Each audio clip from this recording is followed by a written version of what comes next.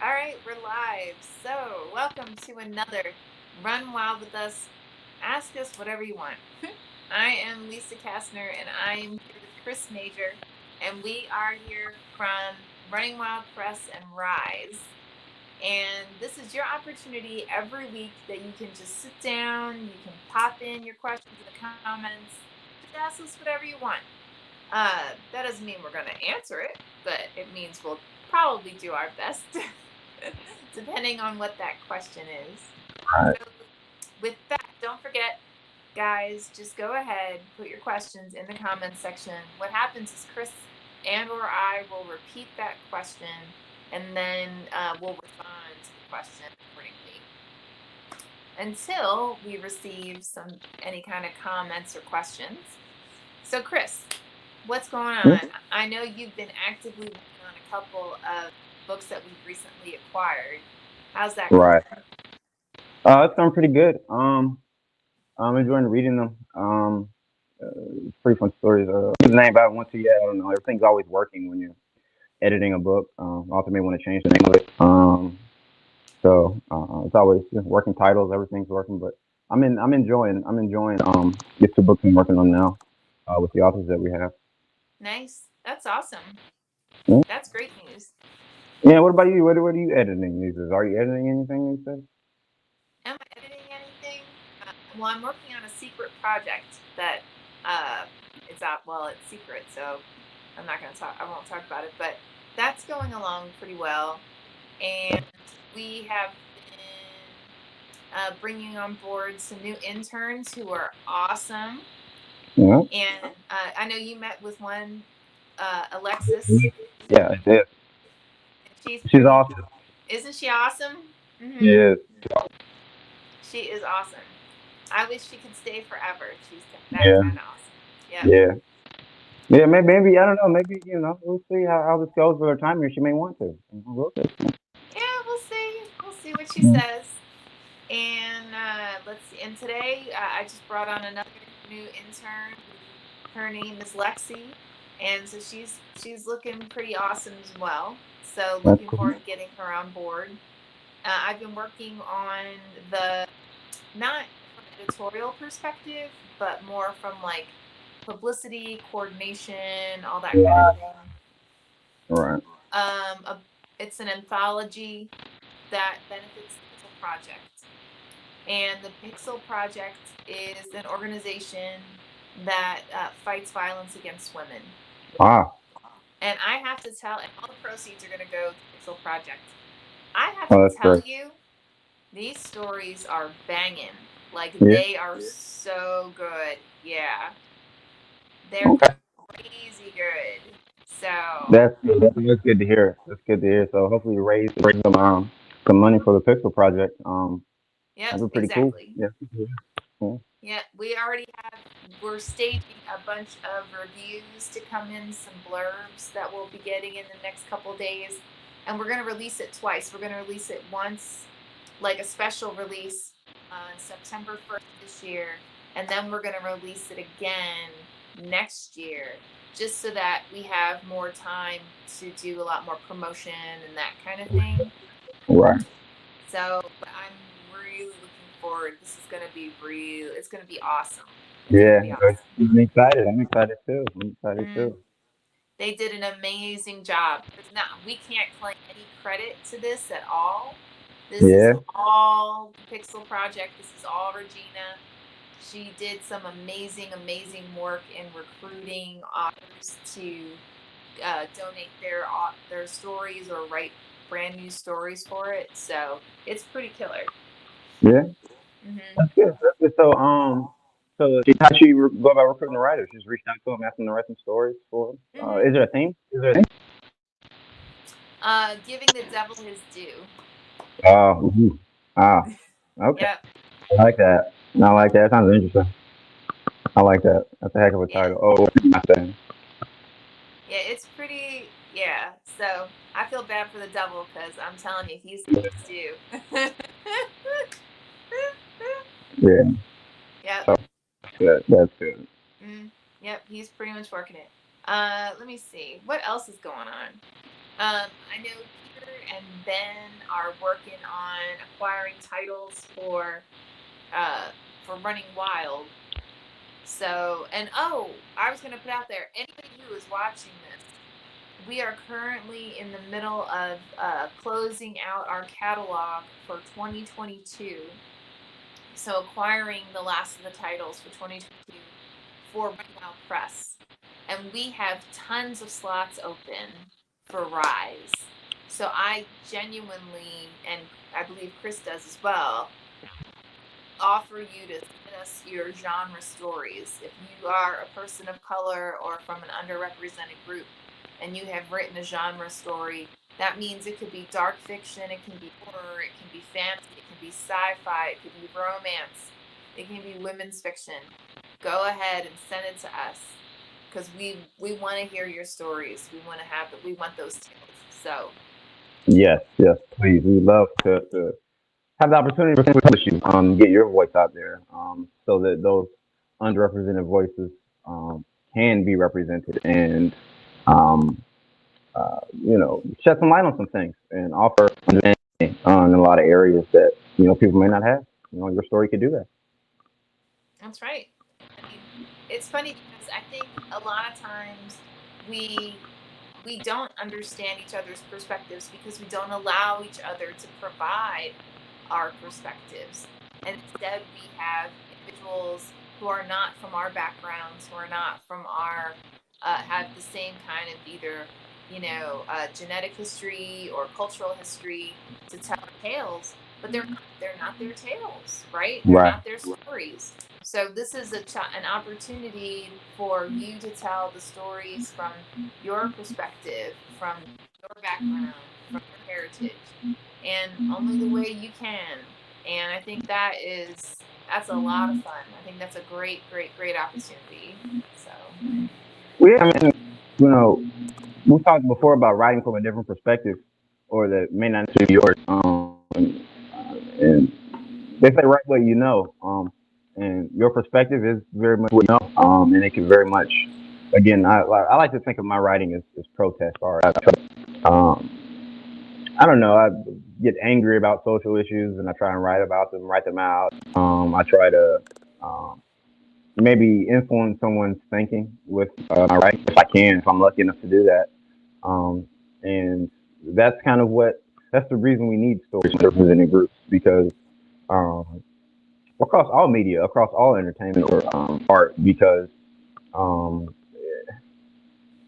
these are stories people wouldn't otherwise stop to think about or know or consider, or perspectives that they would never be privy to if had not they read your book or looked at your content. So I definitely think it's really important we do get those stories. So please submit to us. We'd love to have the opportunity to check them out. Yeah, it's very important as far as, especially with this kind of movement we're going through now. There's a huge cultural shift happening right now, and I think now more than ever is the best time for those stories to be produced and put out there to be consumed. And because I think people these days are far more open to than um,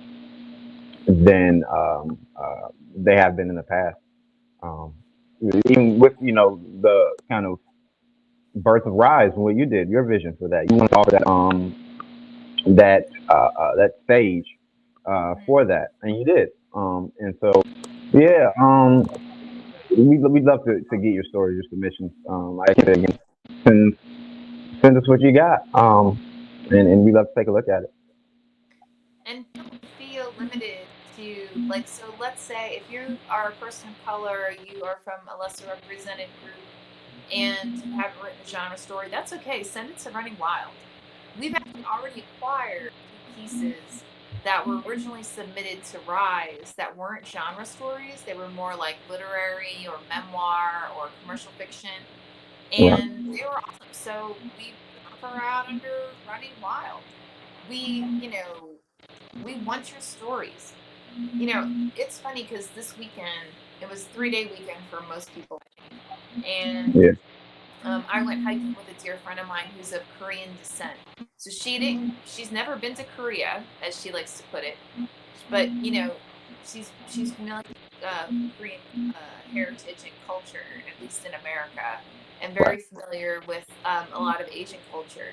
And one thing that she pointed out, which she's 100% right, the importance of a rise, and I don't mean of rise, like who cares about rise, but the importance of being able to tell different people's perspectives who come from different heritage is huge and is demonstrated in the fact that if she and I, or when she and I go to a small town, or if we go to a lesser known area, the people we interact with, they're going to treat me very differently than they treat her. And that, unfortunately, I think it's not as much the case as it was when we were growing up. When we were growing up, it was bad. Like, one of my best friends was of Filipino descent. She actually had been to the Philippines several times. And I still remember when we would go out to like rock clubs because we both liked hard rock and punk and all that kind of stuff. And I still remember guys, like if I rejected a guy, then it was like, well, it'll be fine. If she rejected a guy, then they were like, what are you, gay? Some guys would get violent, like I would have to jump in and intervene. Like Yeah. it didn't make any sense. And the only thing that was different between me and her was our ethnicity, was our heritage. And, a lot of people may not believe it when they hear stories like that, but it's true. And Right. I know she's not unique. I know we're not unique in our experiences. But the thing is that unless you are open-minded and unless you are paying attention within the moment, you may not realize that it is that drastically different of a way that people treat different ethnicities. And so we have to make that visible, right? Right. But you don't have to do it in a confrontational way. You don't have to do it in a mean way. You can do it in story. And in reality, if you do it in story, in a very entertaining story, that is more absorbable, it is more digestible, uh, it's more relatable by the reader than if it's an in your face, hey, this is what, bang, bang, bang, right? If it's like an attack. So that's why something like Arise is so incredibly important, is because it enables these perspectives to be much more accessible because they are written in a way that it's a story that's intended to engage you, intended to get you into it. So Right. These stories, to help digest all that, as opposed, like you said, in your face. 'Cause, I mean, I believe you said once in a thing we did once that, and it's true, people get defensive really quick, and kind of shut down on receiving. They may hear what you're saying, but they're not receiving what you're saying. But in a story, it's kind of like cooking. Get those nutrients, you do your ingredients, all of your, writing techniques, and before it's finished, after draft, you let it cook, and then you serve it, and people read and kind of digest that, and as writers, that's all we can hope for is that we write what we write, that our perspective, that we can put people into our head and see through our eyes, um, and so that they can understand kind of experiences that we may have, like you say with your friend. If she were to write a story like that and kind of get to us in a from her perspective, yeah, we're people. We're far more similar than we give each other credit for, and um, just a little very different ethnicity, but yeah, if your friend was to write that, I'm sure she could present that in a way in which people would you could see and not feel attacked. People could see kind of what she sees and not feel attacked, because that's easy. I'm a guy. I've had like boneheaded guy moments before, and I have been confronted. And typically I try and listen to them. But it's definitely different when you like read a poem or a story or a book that kind of offers it in a way that you're completely unguarded. And you're like, oh, well, okay, like now I see, now I get it. And again, that's why platforms like Rise is so important. Because especially, ideally a safe space to tell that perspective and know that it's going to be taken seriously. Especially considering it's dedicated to underrepresented groups. You know that it's not, your editors aren't going to be as how should I say it? Because editors are people, so your editors aren't going to be quite on defense about something they otherwise would be, um, because they're expecting to hear this perspective. They're expecting to hear this story. They're expecting to maybe even sometimes be pricked a little bit. They're expecting to just to kind of uh, yeah, just hear that perspective as honestly and creatively as we try to tell it as writers. Oh yeah, absolutely. And it's interesting because I think a lot of times we forget, like, all authors should do their research, right? All authors should do their homework and get a better understanding of the group, of the individuals, of the different perspectives. But I think that there's a whole nother layer that can be under more deeply understood, that it's difficult to portray or difficult to convey unless you've lived it or unless you've been a part of it, or like I like I said, I've witnessed it, right? And I literally have gotten almost out of fistfights in clubs, in rock clubs, when I was much younger. And because guys were like, you know you're gonna take me on, or there's Right. gonna be a fight. And I was like, well, then there's gonna be a fight because she didn't invite you in her face. Right? But I don't know how it felt for her to have this guy in her face. And sadly, not just once but a few times, Yeah. different guys, because they just didn't understand that just you know these cliches are just that, you know regarding different ethnicities, and they didn't have a right to get in that woman's face the way they were. So Yeah. Never, guys. Yeah, guys are the problem. Like 90% of the time. No, guys, don't need their face. That is never okay. But yeah, I think that's interesting. But yeah, you spent time in rock clubs though. That's dope. I think that's cool. huh, say that again, I'm sorry. I think you spent time in the rock clubs and stuff. You like that? That's cool. I know that about you. Like to Oh jam out. yeah.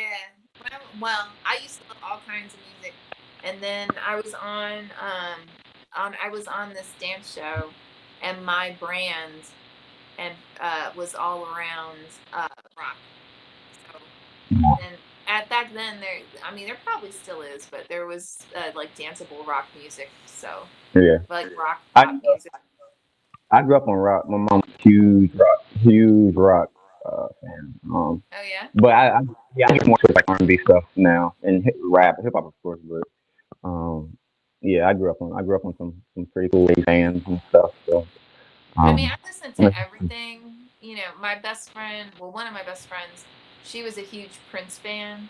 So like her bedroom was just like all wall to wall Prince. So, yeah, and I just was kind of just, I mean, in reality, like everything, like, so my father was a radio personality for the classical music station. mm, And there was a point when I was in college that I just needed a job. Like, I just needed something that paid me something so I could at least get gas, you right. know. And I remember there was this one uh, not radio station. There was this one record store, and that was really well known, Tower Records, on the East Coast.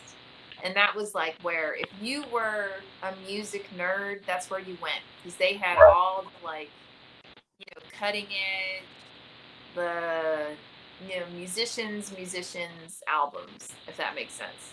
Yeah, yeah. And the manager of the store figured, well, my dad is a classical music expert, so that must mean I am too. And I was like, okay.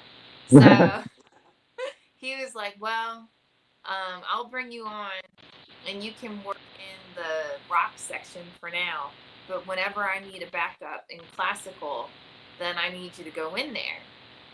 Well, I gotta tell you, Chris, the few times they put me in the classical section, like I knew Victoria's Secret's classical music, but album, but beyond that, I mean, like I knew your basics, like Bach and Mozart and Beethoven, but Right.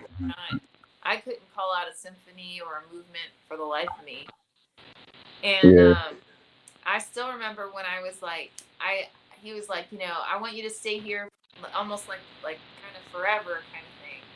And I thought, I'm only gonna make it through my first term because Mhm. I just needed to stay long enough for me to get more of a desk job. Yeah. Yeah. And I remember when I got my desk job and I put in my notice, and he was like, "You were never planning on staying, were you?" And I was like, "Yeah, just depends on how it all works out." So, Right. Right. Yeah. but yeah, I listen to everything. But yeah, my brand, my image was all around rock when I was a Okay. teenager. Okay. Cool. Cool. Yeah. Yeah. Teenagers. Yeah. Rock. I had a punk pop phase. It was pretty bad. Not bad. I'm not say bad. It wasn't bad, but I was pretty. It was what I was in at the time.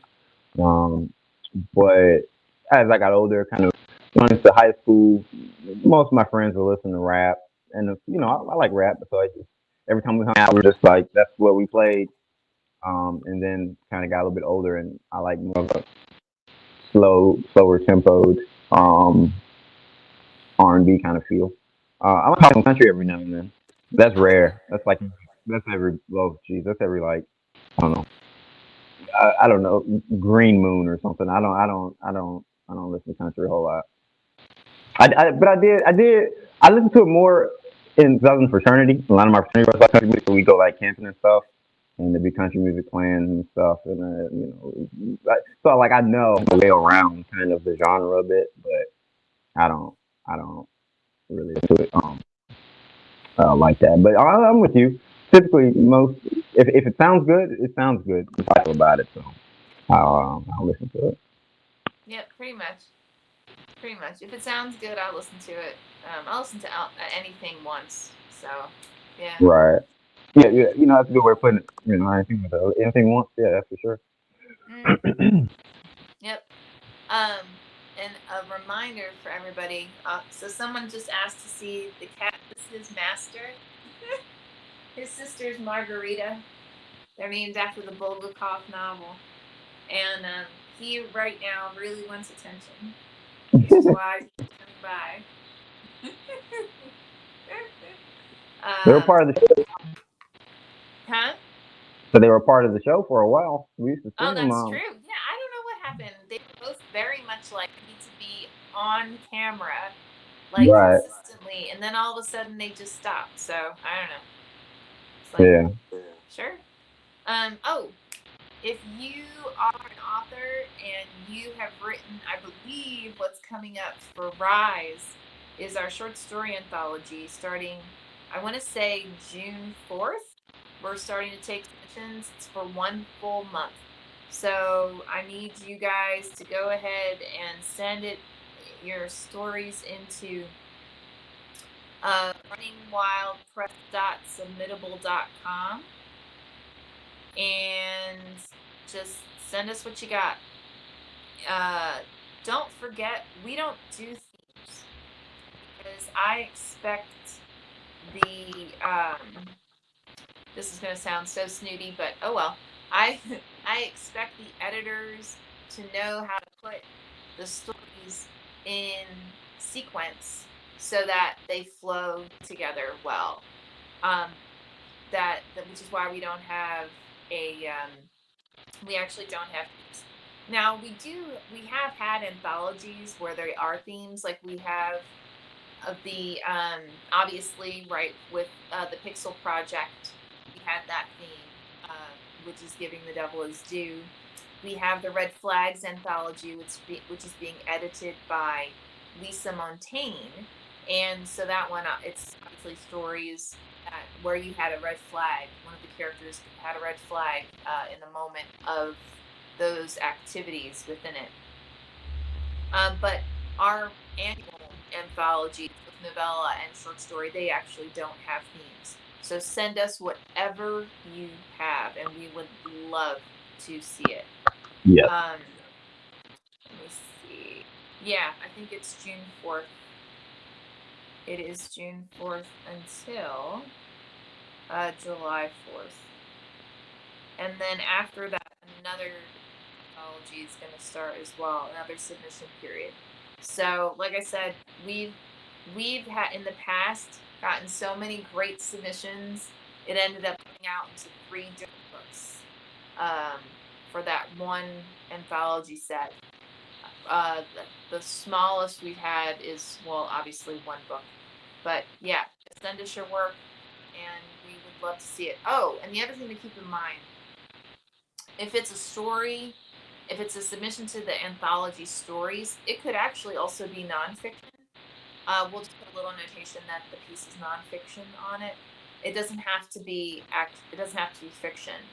The same with novella. It can be a novella length, but yet it could be a nonfiction piece, and we will absolutely check it out. So Yeah. cool. Yep. So what else is going on? Oh, what else is going on? These days, not much. As far as my writing, I was in a little kind of writing rut, in which it happens. I think a lot of people. Like, the only way to get through it is to write through it, and it sucks because like you spend the same amount of time working that you normally do, and like you just know this is not good. So you just gotta write through it until you find your groove. And I found my groove again a couple days a little while ago. So I just want to start. But as far as my own personal writing, I've been essentially just scribbling on my laptop, just writing. Like I don't know, like when I get into a rut, I write like little scenes, like stuff Mm-hmm. I saw. I may have some dialogue to it, but it's not much. I mean, again, I try and write about 500 words a day. My story length, typically the sweet spot for me is about 2,000 words for a short story for me. Um, and so, but when I'm kind of in that rut and trying to find what to write about or what I want to say, I don't know. I'll probably write 120 words a day. And I will, I have so many, excuse me, drafts on my computer of just like short, just words thrown on the page just to try and write out of a rut. But I don't. Anytime you get in a rut, the worst thing to do is to stop writing. Just gotta get through it. Because you got to keep your writing. Writing often is crucial to kind of being a good writer, and so you gotta. You're just writing through it and writing, even if it's crap. And sometimes you get lucky and it's not crap, but you might not know that while you're actually working because it does feel like you're shoveling shit sometimes. Mm-hmm. Um, but once you find the groove, then you're kind of back on it for a little bit, and it's all good. So Now, yeah. when did you know that you wanted to be a writer, and when did you know that you wanted to be an editor? When did I started as the editor?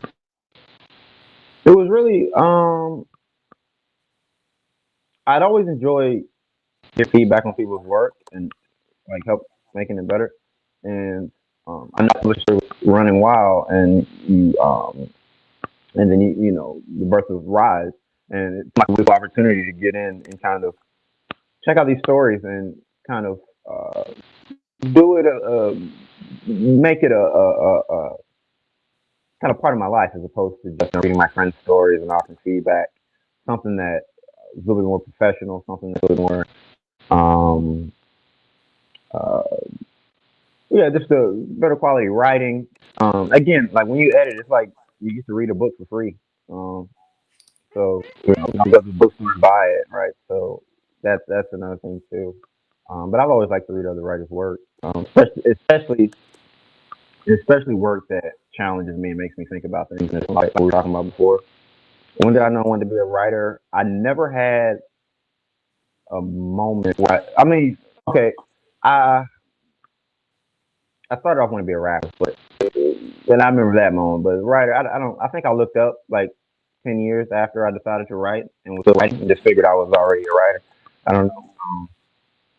Uh, I know. I have a professor at. I attended two colleges or colleges. Yeah, I was a lousy student. Um, and I had a English professor, a writer to speak to. He was a poet. Um, and he was talking and he asked for questions, and I was really the only one asking questions, and I was grilling him too. I was asking everything I could think of. I was trying to learn everything I could possibly learn from him. And I think if I have to look back and pinpoint when I knew, I would say that when he was talking um, and it was just explaining how he got into writing. He got into poetry from music, which another reason why, because I love music, is another reason why I kind of like felt this kindred spirit with him. And he said, "Yeah, if that's how you get into it, that's how you get into it." And he was asking questions, um, and uh, yeah, I mean, in retrospect, I think it was, I don't know. I talk to my professor every now and again. I think if I were to ask her, I think she'd say that was something she may have known too. Um, yeah, because I was the only one talking to that guy, the only one asking any questions. Everybody else was quiet and listening. And no, I wanted to know everything about writing that I could Mm. possibly know. What about you? I think when I remember when I was little that my mom would buy these big rolls of paper and I like these big old cheap crayons, and I would draw my own comic books on the paper. I think I Yeah. was like, I don't know, how old was I? I was probably like 7 or 8, something like that.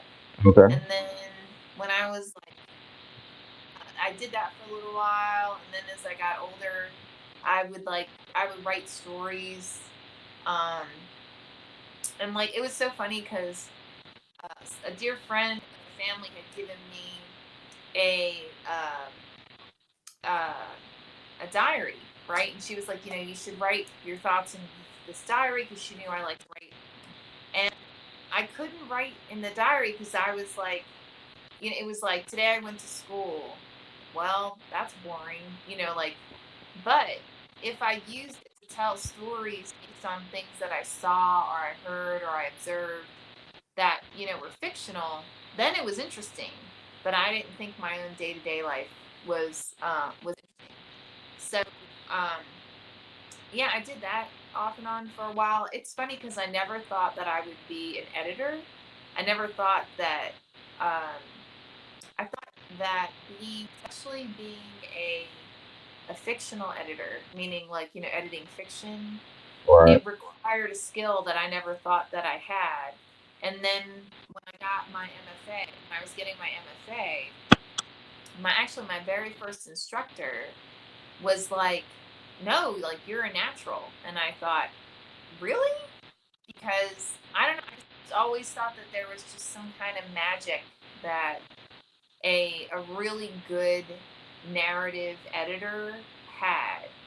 Like they knew how to reconstruct a story to make it, 100 times better than it was, or to make it what's meant to be, if that makes sense. Right. And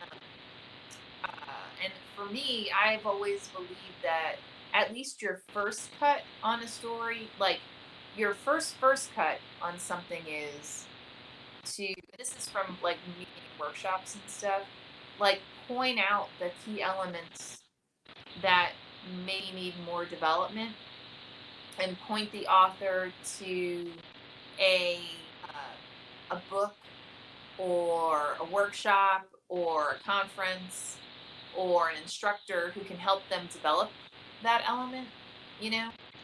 And then uh but I never felt it was right to rewrite someone's work. Right. So, because I don't know about you, but like, if you've ever been to a workshop or a conference or, a writer's group, and there's always one person that decides they are going to actually do like line edits to everybody's work, whether it's right or not, right? They go to town and they do line edits. And oftentimes there's a lot of assumptions in the line edits. And what I mean by that is, if you're writing a an article, like a journalism article or an essay, right? Actually, more so like a journalism article. It's supposed to be complete sentences. It has a very specific structure, right? The paragraphs have a very specific structure. The first few sentences have a very specific structure. It's very well defined. You can actually go and get a book that will teach you what that specific structure is. But once you're writing fiction, depending on if it's third person close, if it's a first person narrative, if it's a third person distant, right? If it's Hmm. omniscient, just that alone, right? That, depending on which perspective you choose to take, will change what you can and cannot do effectively to that story. Depending on if it is first person close, if it is third person close, if it is third person distant, if it is omniscient, right? If it is second person, right? There Right. have been people who've written stories in second person. And so to me, until you go through and read the entire piece and you understand what the author is doing within the piece, you have no right to do a line edit. I'm just saying. Yeah. Your first cut is, and poor Chris, like you know this because every editor who starts with Running Wild goes through a test, right? Right. So, and Right. this is part of the test, right? Um, and it's to sit down and say, okay, the first cut is gonna be what you ask leading questions of the author to understand what they're trying to do in the different sections where you believe it could use a revision. And if the author responds and says, oh my gosh, you know what, you're right, I didn't think of that, I should have done blah blah blah, I'm going to get this revision, then okay, you were spot on, right? Or you've forced them to think in a way that maybe they hadn't considered before. Right. But if they respond and say, oh, I did this intentionally because blah, blah, blah, right, in terms of craft, and it works, right? Not just that they did it intentionally, but it also works. Right. Then okay, got it. So this makes sense. This stays.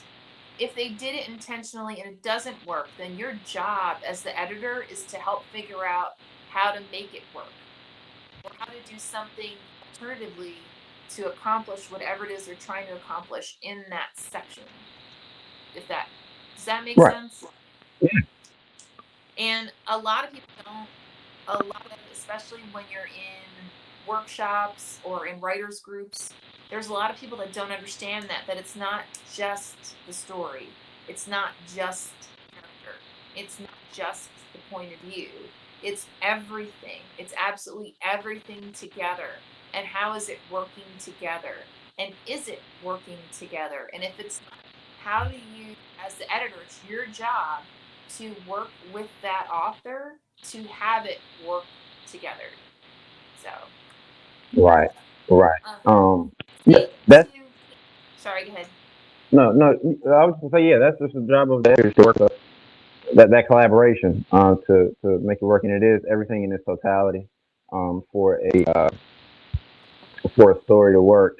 Like you said, point of view, all that, characters, dialogue, everything. Uh, Everything has to be in harmony to be a successful story, for sure. Exactly. C2PT2N says, in Summer Night's Dream, which character do you like the most, Marcus or Jillian? Next time, I can't even remember. I took Shakespeare class. I remember a lot of plays. I can't remember the one we read that one, but I don't know if I can remember off the top of my head. I can't remember. Me personally, about you? Do you? You know? I'm pretty sure I like Jillian, but Really? I'm just double checking. Okay. That's the one with It's the character, like the half man, half goat character. That's the one with him. well, there's Summer Night's Dream, which is a novella I wrote. And if it's that one that you're talking about, I like Jillian. But if you're talking about A Midsummer Night's Dream, which is William Shakespeare, then there is no Marcus or Jillian. So I think you're talking about Summer Night's Dream that I wrote. And Chris would have no idea. Yeah, Because no. I don't make people read that. I don't know what's it called again. Summer Night's Dream. I'm gonna check it out. It's on Amazon. It's a Okay, novella. okay. Hmm. I'm gonna check it out. It's so funny. I hear Summer Night's Dream and Midsummer Night's Dream keeps going up. Let me look up Amazon. What's the synopsis on it? Um, it's about a girl in New Jersey. Big shot. Ah, Um, I got you. But for that's those of cool, you who man. may not understand the reference, I grew up in New Jersey, hence why it's a big shot. Um, Summer Night's Dream.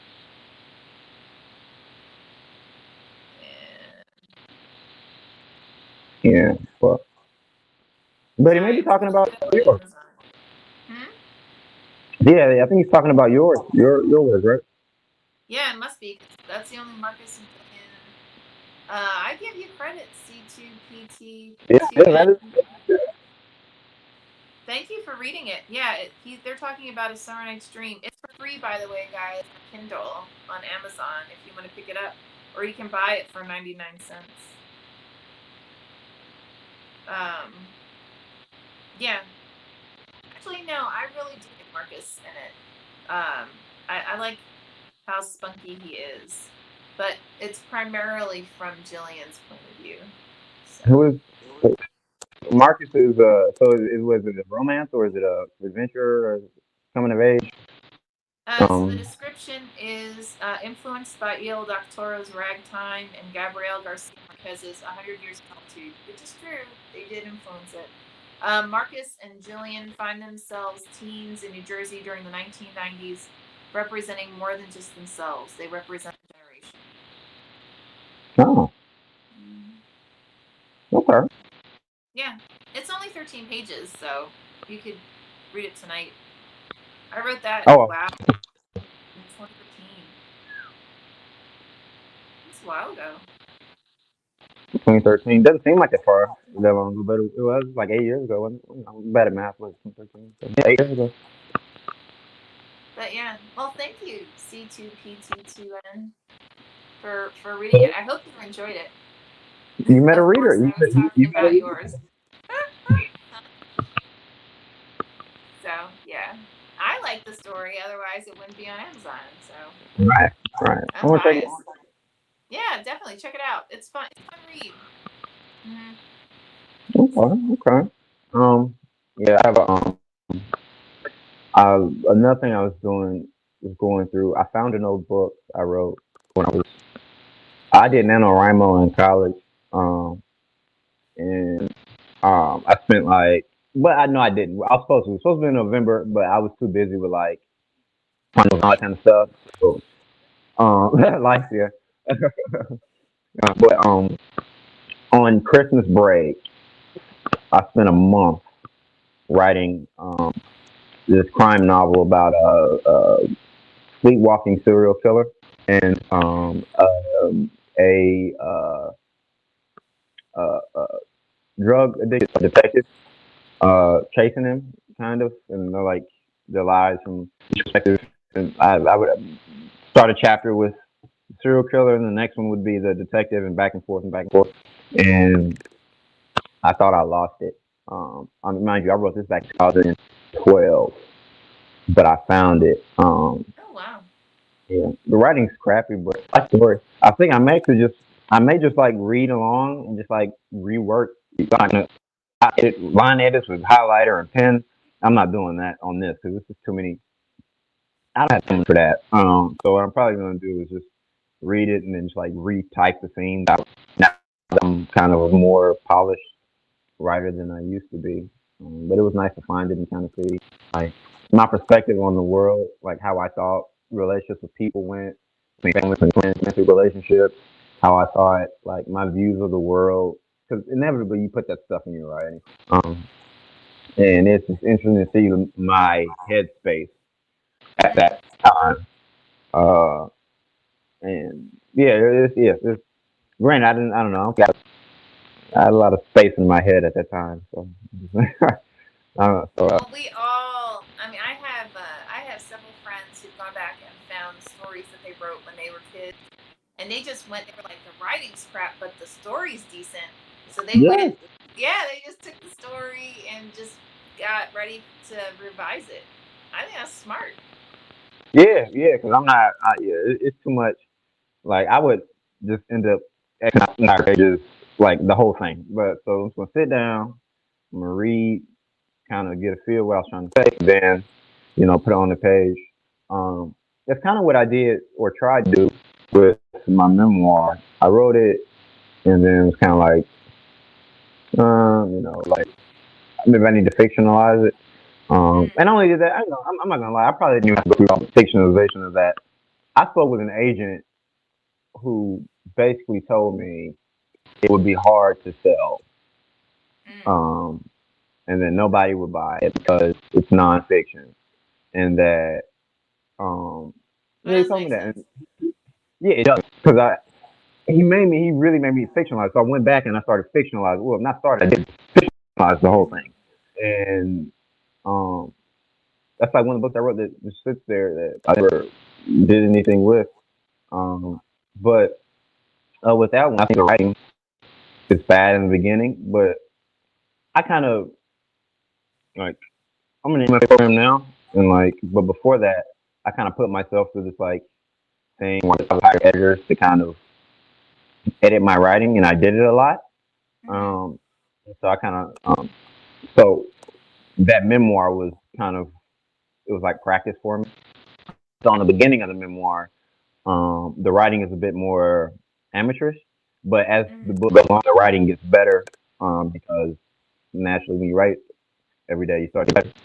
And it took me about how long did it take me to write that thing? Let's see. Oh, it took me about 3 months, maybe less than that, um, to Mm. to um, to do that. But that's the shortest period of time. No, no, the one I wrote in college was the shortest period of time. I wrote that book in a month. In a month. Probably why the What's writing's it so bad. about? Which one? The memoir. Oh, me.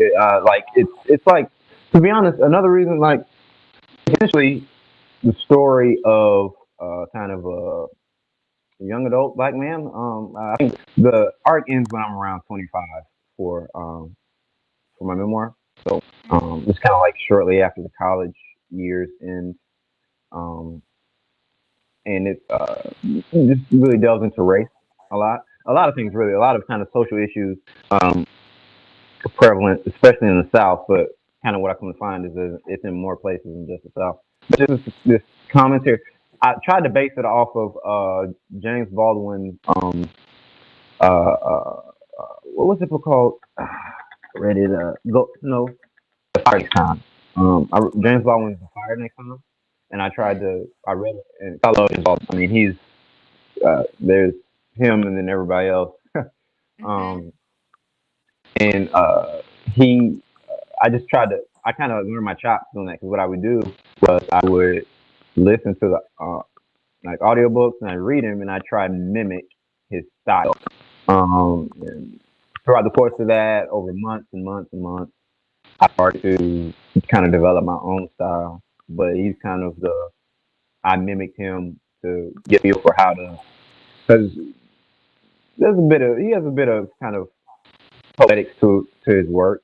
Um, a lot of it actually, and that's something I always wanted to do with my writing. I never wanted Mm-hmm. to read like a story. I wanted to flow effortlessly. The whole from beginning to end. Type song. I always wanted to do that, just to flow, in rhythm and all that stuff. Learn my chops, copying James Baldwin, but yeah, as far as memoir, it just it's Go Tell the Mountain is the best way description I could give. It's just it's a commentary based on. gender, Mhm. on economics. Like I don't know. I just kind of sat down and poured like my opinion on kind of everything in uh, that we deal with in our life. But instead of putting it in a story to try and make it like we talked about, kind of packaging it up so people can receive it, I just laid it all out there on the page. Um, and it's black and white. It's not. There's no. There's no humor to it. Now I try. I'm more methodical. I try to add some humor into what I write because I do write on heavy stuff sometimes. But Mhm. with that memoir, it's just straight, chaser. Kind of, how I feel about all these kind of pressing issues at the moment. Mhm. Um, yeah, that's what it's about. Cool. So the thing I should say. I don't know. That's I was always when I was submitting it, I always had a hard time answering that question Mm. because I actually had publishers ask me, and then I had agents ask me when they were responding to my query letter, and I never knew how to articulate that. But I told them it was like, you want to be poetic. I told them that it was it was an album on paper. I think I told one agent, which I don't know. She didn't want to represent it, but she did ask to kind of see the manuscript, and I've had some other publishers ask to see the manuscript. So I started at the time. I started putting it in, uh, putting that in kind of my query letter that it's Mm. based off hip hop culture, and it is each chapter is named after a hip hop song, um, Mm. and they're not called chapters; they're called tracks, Mhm. um, like you would see on a CD or a streaming app or something. Called the mixtape. My Mm. goal was to do three of them. But again, that kind of yeah, it was Asian last year that kind of last summer that kind of I don't know made me feel like I'd wasted like all that energy and effort on that book. Mm. And so I was like, I'm just gonna like fictionalize it because I didn't want to have to start over, like researching to write other stuff. I wanted this story to be out, and if it had to be kind of something fiction, then I decided to go ahead and make it that. And that's what I've been working on all 2020. Yeah, all 2020. I spent time fictionalizing the whole year. Well, I mean, don't ever think any kind of writing is wasted.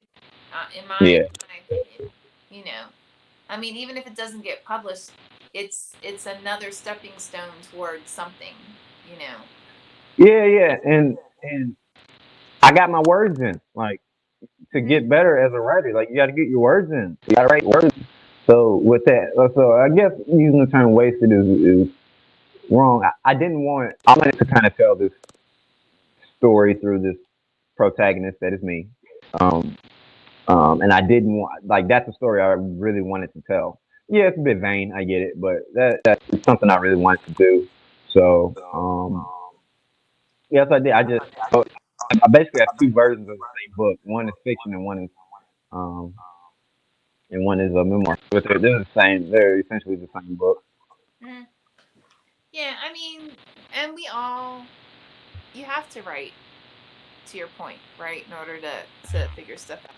Somebody is asking for subtitles, so I'm trying to figure out how to do that. This may end up being something that we do in the future, just so you know, because I don't really subtitles. So, but Jose, I'll look into subtitles for the next time. So I apologize for that. I appreciate your comment. That is a good point, actually. So, Was it? Oh, I didn't. You said we should have subtitles. yeah, that's a good idea. I think it's a good idea too. That'd be cool. Mm-hmm. Yep. Let's see. I'm just looking at this. Yeah, no, I don't see it. I'll have to play with it, and then hopefully we'll have it next time. So thank you, Jose. That's a great suggestion. It is. It is. It's a really good idea. I'm sorry, you were saying something, Chris. No, I think it was a great idea. It's a really good idea. the subtitles. It'd be interesting. Sometimes Oh, I go back and watch shows, and it's interesting to see them with subtitles. oh, uh, so because of Suzanne Sample's follow-up memoir, Stargazing in Solitude, getting a starred review, it actually hit the bestseller list on Amazon, believe it or not. Oh, It nice. hit, yeah, and it's not even available yet. It's hit number 4 in a certain subgenre of memoir. So thank you guys. That's amazing. And she is a phenomenal writer. I mean, she seriously is absolutely fantastic. And Barbara Lockwood, her editor, is absolutely phenomenal. So thank you for that. I really hope that when you get it, you're just blown away by it. Because I know I still remember the very first book that we acquired in reality, because we started off really just publishing anthologies, and the first book we acquired was actually Suzanne's first memoir. Excuse me. Frontal Matter Grew Gone Wild. And I still remember reading the very first page, and I still remember calling Barbara and saying, "Holy crap, we have to publish this." And I was shocked when Suzanne said, "Oh, I submitted to you guys intentionally." And I was like, "Really?" Like, I would have submitted to like Penguin. Like, I would have sent to like St. Martin's or something. Like, I wouldn't have sent it to Little Old Running Wild. But yep, she did. And man, it's phenomenal. It is phenomenal. And her follow-up memoir, Stargazing in Solitude, it is just as phenomenal. So thank you guys for seeing Got a Star Review and putting in a request for it for when it's available. I really hope you love it. We absolutely adored it. It's great. Yep. And then let me think. And then actually we are right now in the middle of finishing up. So I need to thank Alexis August, who is our production manager for Rise. She is working it. Like, we've got 3 books currently that are in the final stages of production. They will be available next year in 2022. And you should see the covers for these babies. They are freaking awesome. And we're finishing up getting the covers done. We're finishing up getting them formatted. I'll be honest, selfishly, Chris, I really hope that one day, a personal goal is that one day we break Rise up so it's like Rise horror, Rise romance, Rise women's fiction, Rise, like it's Yeah, right imprints within the Rise press that yeah, are focused on specific genres. I want us to be able to have enough of a catalog under each genre that is killer, that's banging, that people they think of Rise and they're like, yes, I need to pick those up. Those right. are the shit. That's what I personally greedily want. So Oh, PP I think come in. yes, yes. I was thinking about that too, like the kind of categories and stuff. I was thinking about that the other day. I think, yeah, I think that'd be awesome. Yeah, I think that's a pretty idea. I mean, I already made a phone call to an old friend who's an instructor at a university that focuses on commercial fiction, which really means like genre fiction. And Right. I told them like, hey, we want submissions, and you guys bring forward some of the best. So yeah, so we just may need to start calling around to some of our friends to see if anybody's got anything going on. Yeah, So, hmm yeah, definitely. I know I have some friends I know friends who write, and then like I told one of my friends who he's getting ready to do a tour, and I said, hey man, like, and he writes nonfiction now. I was like, hey, why don't you give me a novel, man? Like, we can, because he's a good writer. And he was like, yeah, man, and he was like, he didn't know how to write fiction, and I was like, oh, just kind of took the air out of me. But and I get that because I had to learn how to write. People don't. It sounds weird, but actually, I had to learn how to write fiction too. For me, nothing always easier. You just talk. You don't have to worry about setting and place and all like that. Um, but yeah, I don't know. I'm in there. because he secretly wants to be like, you know, he like too. We went to college together. He secretly Mhm. wants to be like the novelist, but he just doesn't. Yeah, he just doesn't know how to write fiction. So I think he Mhm. does. I think he just. I don't know. We'll see. But yeah, I have some friends who are definitely I know who write stories that I think would be good. And just be getting them to. Most of them are poets. Mhm. They write a fiction every now and again, but I don't know. Maybe I get them dinner or something in exchange. They might give us something. Yep, that works for me. All right. Well, with that, we're a little over time. I want to thank Chris again because I mean, this would not be the same without Chris because he is the bomb. So, Nah. people, please, please, please join us every week between 4 p.m. and 5 p.m. Pacific time, 7 p.m. and 8 p.m. Eastern time. We're here. Ask us questions. If your questions in between Wednesdays, just go ahead, pop them in the chat, pop them in comments. Chris and I always go back and check. We wish you a fantastic week, and we will see you next time. Ciao. See ya.